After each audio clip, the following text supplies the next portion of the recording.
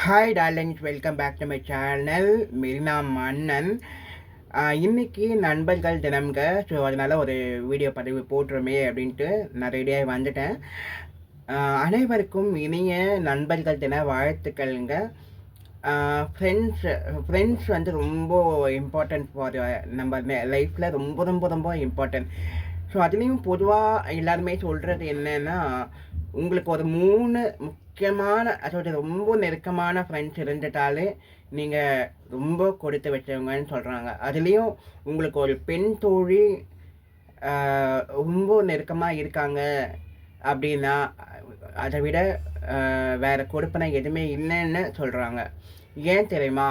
ஒரு பெண் தோழி தான் எல்லா டைரெக்ஷன்லேயும் நம்மளை வந்து கண்காணிச்சுட்டே இருப்பாங்க. நம்மளை வந்து ஒரு ஒரு நம்ம நம்ம எதனா ஒரு தப்பு பண்ணால் கூட அதை வந்து கண்டிப்பாங்க. என்ன சொல்கிறது, அவங்களுக்கு வந்து எல்லாமே தெரியும்.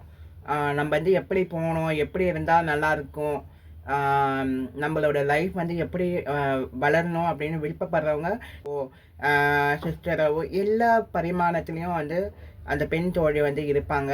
நம்மளோட ஒவ்வொரு வளர்ச்சிக்கும் அந்த பெண் தோழி வந்து இம்பார்ட்டண்ட்டாக இருப்பாங்க. அதுமாரி நம்மளுக்கு எல்லா சுச்சுவேஷன்லேயும் நம்மளுக்கு ஒரு எமர்ஜென்சியில் கூட நம்மளுக்கு ஹெல்ப் பண்ணுற ஒரு ஃப்ரெண்டாக இருக்கலாம். அதுமாரி நம்மளுக்கு வந்து நம்ம வாழ்க்கையில் அதை விட வேறு சொத்தே தேவையில்லைங்க. ஸோ அப்படின்னு சொல்லிக்கிட்டு என்னோட அப்படி ஒரு பெண் தோழி 22 வருஷமாக என் கூட ட்ராவல் பண்ணிகிட்டு இருக்கக்கூடிய என்னுடைய பெண் தோழி விஷ்ணுபிரியான்னு சொல்லிட்டு என்னோட தோழி. அவங்க பார்த்தீங்கன்னா, நாங்கள் வந்து 2 பேருமே வந்து 10th ஸ்டாண்டர்ட்லேருந்து ஃப்ரெண்ட்ஸுங்க. 10th ஸ்டாண்டர்ட்லேருந்து friends. அவங்களுக்கும் திருமணமாகி 3 குழந்தைங்க இருக்காங்க. ஆனாலுமே இன்னி வரைக்கும் எனக்கு எல்லா விதத்துலேயும் சப்போர்ட்டிவாக இருப்பாங்க. ஃபினான்ஷியலாக இருக்கட்டும், ஒரு பிஸ்னஸ் சஜஷன் கொடுக்குறதாகட்டும், டெவலப்மெண்ட்டு, எது வேணாலும் நம்ம வந்து உடனே எதனா ஒரு கஷ்டமாக, எதனா ஒரு மன கஷ்டமாக மனசு விட்டு பேசக்கூடிய ஒரு தோழினா அவங்க தான் சொல்ல முடியும். ஸ்டார்டிங்கில் வந்து நான் நிறைய வந்து என்ன சொல்கிறது, ரீசன் சொல்லிகிட்டே இருப்பேங்க.